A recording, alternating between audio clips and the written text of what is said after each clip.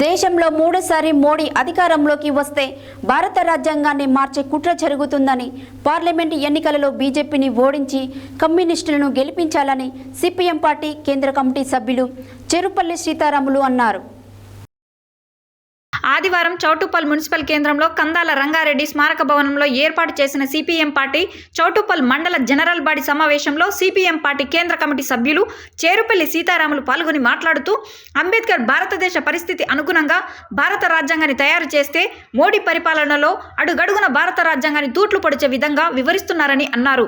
మేలో జరగబోయే పార్లమెంట్ ఎన్నికలలో భువనగిరి పార్లమెంటు నుండి పోటీ చేస్తున్న సిపిఎం పార్టీ అభ్యర్థి ఎండి జహాంగీర్ను అత్యధిక మెజార్టీతో గెలిపించాలని అన్నారు. చట్టసభల్లో కమ్యూనిస్టులు ఉంటేనే బడుగు బలహీన వర్గాలకు న్యాయం జరుగుతుందని అన్నారు.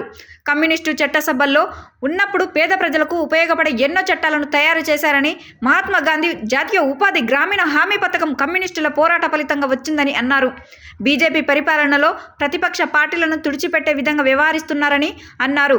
సిబిఐ, ఈడీ, ఐటీ దాడులతో ప్రతిపక్ష పార్టీలను లొంగదీసుకుంటున్నారని అన్నారు. గ్రామాన సిపిఎం పార్టీ కార్యకర్తలు ప్రచారంలో ముందంజలో ఉండాలని పిలుపునిచ్చారు.